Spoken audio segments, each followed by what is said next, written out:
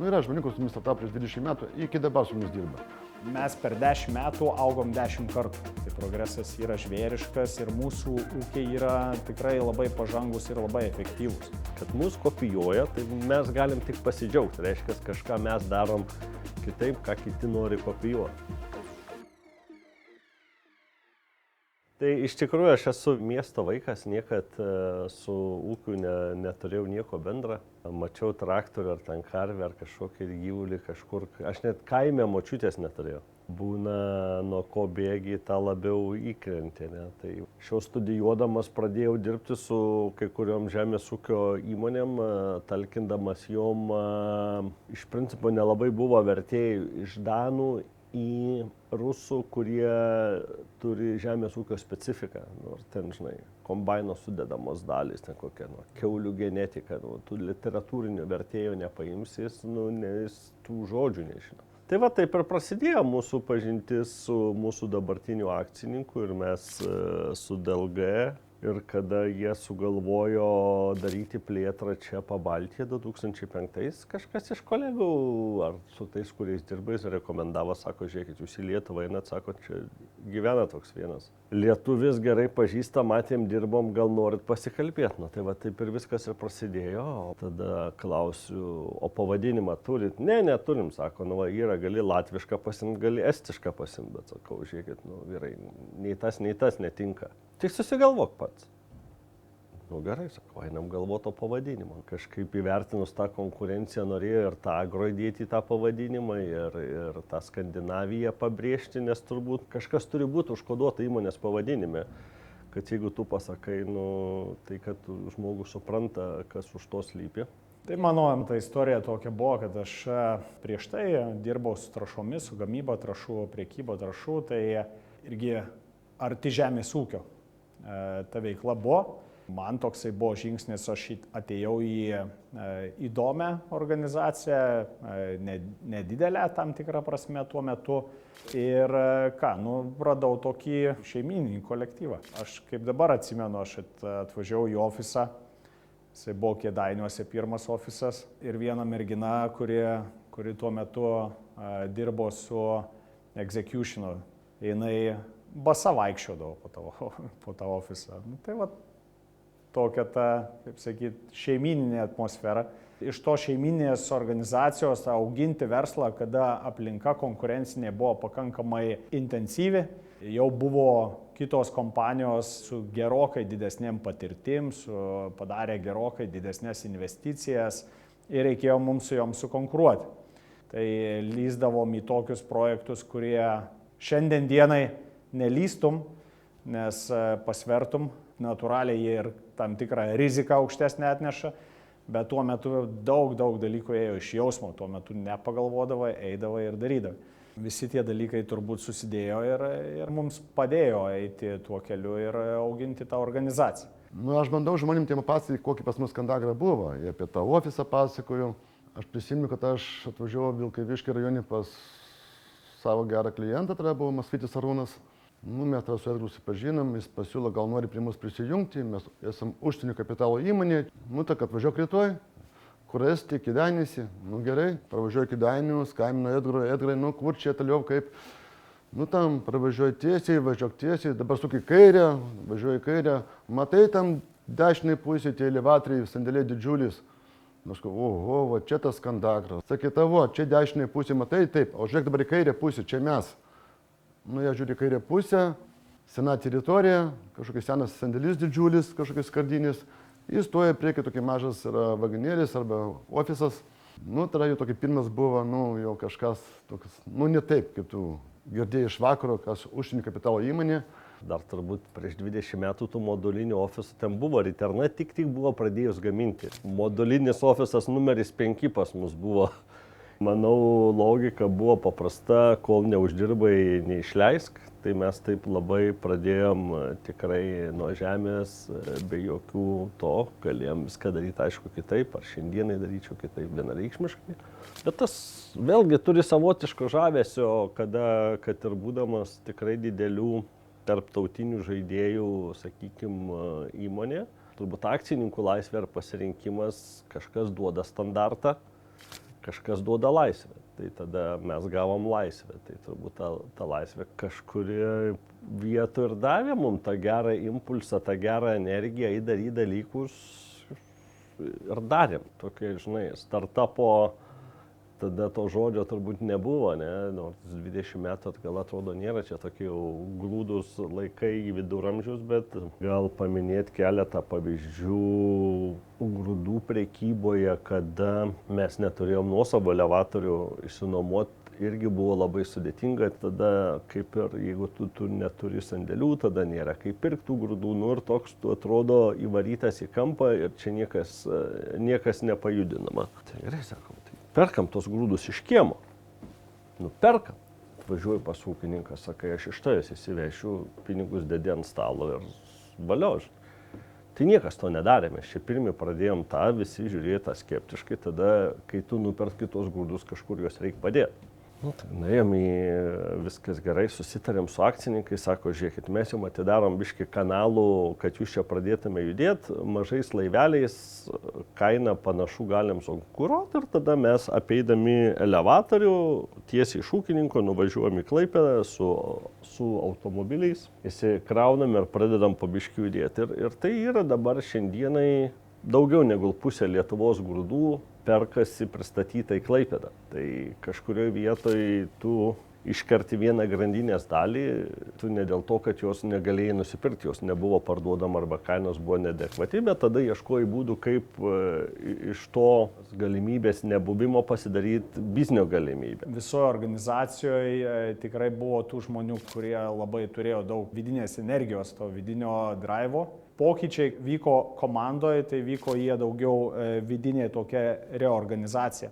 Ir susidėliojo, sakykime, labai stipri komanda, kur jie po šiai dienai dirba tose vadovaujamuose pozicijose. Pavyzdžiui, ar gali krepšinio komandą laimėti Eurolygą su gera komanda, bet su blogu treneriu?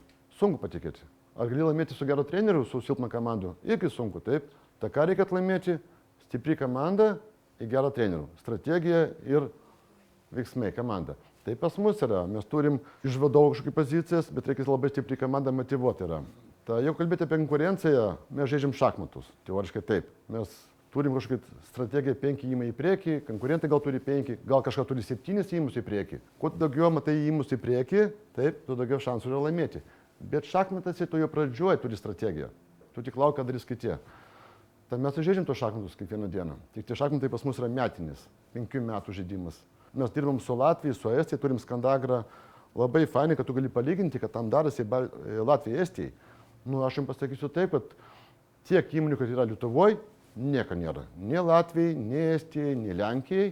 Konkurencija yra didžiulė. Skaičiuojam taip, kad šiandien Lietuvoje dirba daugiau negu 220 pardavimo vadybininkų. Ta vidurkis yra pas vieną ūkininką atvažiuoja 3-4 vadybininkus kiekvieną savaitę. Aš atsimenu, laukiau, kada mes 1 milijoną tonų padarysim. Pirmas 1 milijonas tonų buvo smagesnis negu 1 milijardas eurų apyvartos. Nu, va, toks, žinai, kažkoks, čia gal jau šito verslo specifika. Paskui 2 milijonai tonų, dabar 2,5 milijono ir turbūt matom, kur 3 milijonus padaryti. Tai va čia, žinai, ir kai tu įvertini, kad nu, mūsų turbūt standartinis įpakavimas, ane, yra sunkvežimis, tai 100 000 sunkvežimių turi pilnu suvažinėti kažkur juos turi pakrauti, iškrauti, susandėliuoti, atvežti, išvežti ir nedaug įmonių turi, aš nežinau, didžiausią sąskaitą, kurią mes ten galim matę, kokie 15 milijonų viena sąskaita. Bet kad tu tą padarytum, turi sukurti visą mechanizmą, ūkininkai, logistika, sandėliavimas, vardas, pinigai, viskas čia pakankamai tokiam didelė. Čia didelis, rizikingas, sakyčiau, verslas.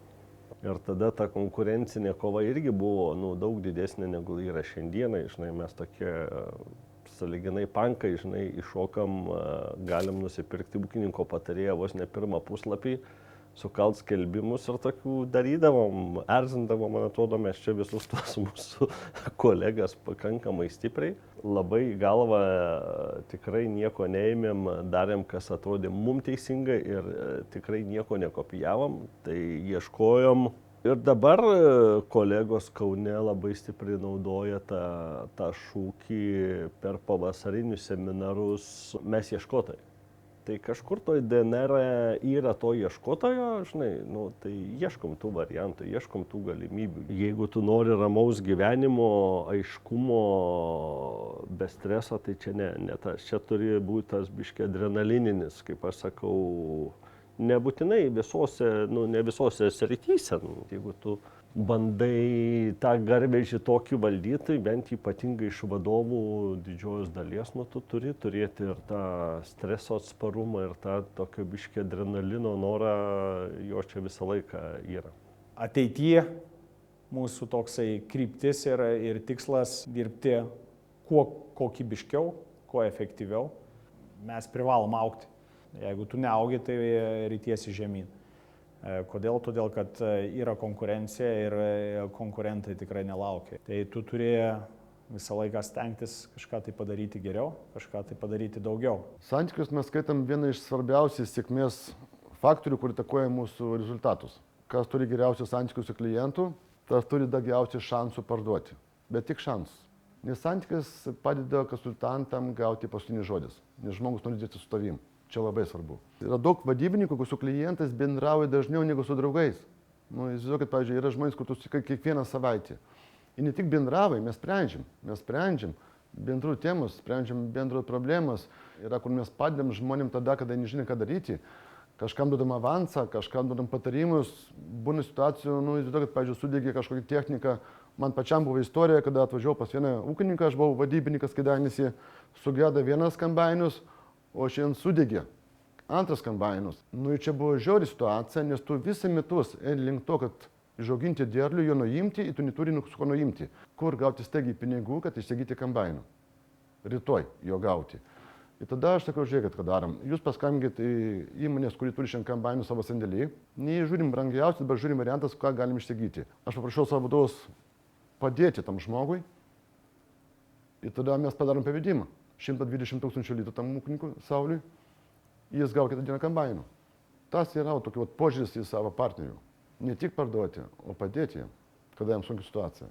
Mes labai stipriai analizuojam. Mesgi net ateinam į rinką su tokiom mintim ir idėjom ir atnešam tokių šiandienai technologinių sprendimų ar įrankių, kur ūkininkai pradžiai net juos reikia įkalbinti, pabandyti, pasinaudoti, kurie padeda jiems paskui ir valdyti ūkį, ir skaičiuoti biudžetus ir panašiai. Žemės ūkio sveikatą, biudžetus, mes tuos įrankius patys ir kuriam, ir darom, ir ieškom iš kur galbūt atvežti, pasiūlyti rinkai, netgi iš to neuždirbdami pinigų.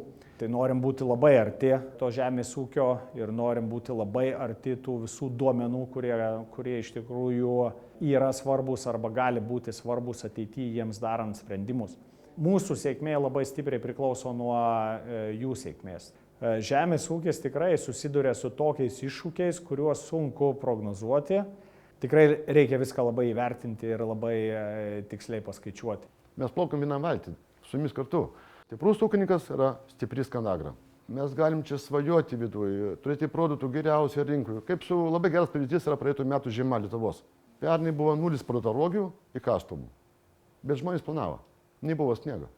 O dabar yra rekordiniai pardavimai. Taip ir mes galim ką nori dėlioti, produktų atvežti, ruošti seminaram, bet jeigu man nebus kam parduoti, 0 iš to mano strategijos. Ūkininkai orientuoti labai į agronominę dalį, bet vis dėlto turim sutikti, kad šiandienos ūkininkai, ypatingai Lietuvoje ar Baltijos šalyse, jie yra pakankamai stambus, tai yra jau verslai ir verslė tu turi skaičiuoti. Patinka tau tas ar nepatinka, tu turi skaičiuoti. Tai visų pirma, tai turi atsirasti ir vertinimas, analizės praeitų periodų, biudžetavimai ir visų tuo pagrįsti sprendimai. Tai sakyčiau, kad šita dalis pas mūsų ūkininkus tikrai turi nemažai potencialo dar. Kilimas, kritimas, įsivaizduokit, pavyzdžiui, kad trąšų kaina galėjo per vieną metus pabrangti 3 kartus. Arba grūdų kaina pabrangti 2 kartus. Ir aš galvoju apie visą kitą verslas, nerandu savo kažką panašaus į agrosektorius, kad pabrangtum kažkokį sviestą 3 kartus, arba padangos, arba kažkas, nerandu. Kaip žmogus su lėktuvu skrinda, Ir kada pranešė pilotas mūsų laukia turbulencija, ką jis daro? Prisiekti diržus. Jis negali į tualetą, negali pavalgyti. Taip ir mes. Kaip mes papuolėm tą periodą turbulencijos, mes pradame laisvės, nes mes bijom rizikuoti, nes ta klaida tavo, kur gali būti dėl išorinių sprendimus, gali būti tavo minusas. Kaip išgyventi ūkininkam, tai visų pirma, tai turi atsirasti ir vertinimas, analizės praeitų periodų, biudžetavimai ir visų tuo pagrįsti sprendimai. Toliau agronominiai sprendimai, tai ką jie daro puikiai, toliau technologiniai sprendimai žemės ūkyje, tai ką jie daro puikiai, viskas eina į priekį, viskas tobulėja, dėl to turbūt reikia racionaliai įvertinti viską ir išnaudoti tais galimybės ar tuos taškus efektyvumo, kur įmanoma išnaudoti. Ir jeigu taip ūkininkai dirbs ir jeigu mes visi taip dirbsim ir jeigu mes būsim vieni su kitais atviresni ir bus pasitikėjimo ir kartais galbūt net reikalausim vieni iš kitų aukštų standartų ir kompetencijų ir informacijos vertinime ir darbuose ir visame kame, tai padarysim viską, kas įmanoma geriausia padaryti tam, kad išlikti konkurencingi pasaulinėje rinkoje, nes mūsų žemės ūkis jisai iš principo didžiąją dalimi konkuruoja visam pasaulyje, nes mes perdirbam grūdų vis dar santykinai nedaug. Buvo vienas dalykas, ką tikrai žinojom ir ką tikrai norėjom, tai su bet kuo konkuruoti ir laimėtoj konkurencijai. Ir šitas verslas reikalauja be proto daug žinių, patirties turbūt. Ta patirtis ne vadovėlinė, o praktinė. Ir tada, kai susėda, žinai, už stalo 40-mečiai su 200 metų patirtim sudėjus kartu, tai tada galima kažką padaryti, nes dar energijos yra, o žinių irgi jau yra. Mane motyvuoja rezultatas, man reikia rezultato, aš gerai jaučiuosi, žinau, čia yra mano tokia psichologija. Tada, kai aš pajaučiu, kad neaugu, tai tada aš savo visų pirma užduodu klausimus, tai kurioje vietoje sustojau ir kas yra ne taip, ar kažkur labai per daug galbūt išsiblaškiau ir išsimėčiau, kad negaliu susikoncentruoti, judėti toliau ir augti. Tai Marius tikrai buvo stipriai rezultatą orientuotas ir jisai prisijungęs. Aš nuėjau Latvijos, Estijos tvarkytis, jis tą Lietuvą, taip sakykime, stipriai pasiėmė ir manau, kad jis irgi jo didelis indėlis ir nuopelnas, kur mes esam čia šiandien Lietuvoje. Jis gavo gerą bazę po manęs tikrai su kolektyvu, su vardu, su įdirbiu, su viskuo, tai tas toks didelis, bet rezultatų prasme ir visa kita jis tikrai pakėlė tas mūsų, sakykime, Skandagrą į tą tokį lyderių lygą čia Lietuvoje per tos 12 metų. Bet šiandienai sakyčiau, kad vis daugiau tu pagalvoji apie žmonės, kur tikrai svarbus. Jie yra žmonės ateina, išeina, bet tu vertini dalykus ne tik tai, kaip jisai dirbo, bet tu vertini jo lojalumą, jo atsidavimą, jo, ten, sakykime, meilę darbui, daug dalykų tu vertini tą laiką kartu, kai tu galėjai kažką išmokti iš jų, augti ir sukurti dalykus kartu. Aš galiu tik palinkėti savo kolegam finansiškai stiprių ūkininką arba partnerių, o ūkininkam nori palinkėti, kad kviečių kaina būtų ne mažiau negu 200 eurų iš namų, bent ne mažiau negu 200. Čia jau būtų gera žinia, ir kad nebūtų jokių gamtos surprizų, nes nuo jo mes labai priklausom. Labai norėčiau ir palinkėčiau būti stipriausiu ir kokybiškiausiu rinkos žaidėju.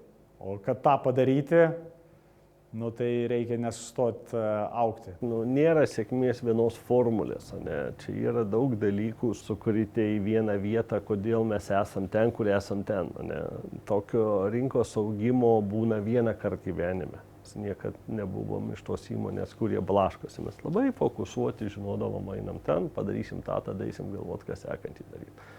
Tai čia daug dedamųjų, akcininkų palaikymas, bet tas palaikymas irgi ateina su pasitikėjimu, viskas čia, žinai, pasitikėjimas ateina su kuo? Su rezultatais. Tai šitas žaidimas, kuriame mes esame, jis labai ilgalaikis, nėra čia, kad čia gali ant trumpų tikslų greit padaryti, bet paskui gali greit ir viskas pasibaigti. Darysim tą patį, tik truputėlį vis geriau.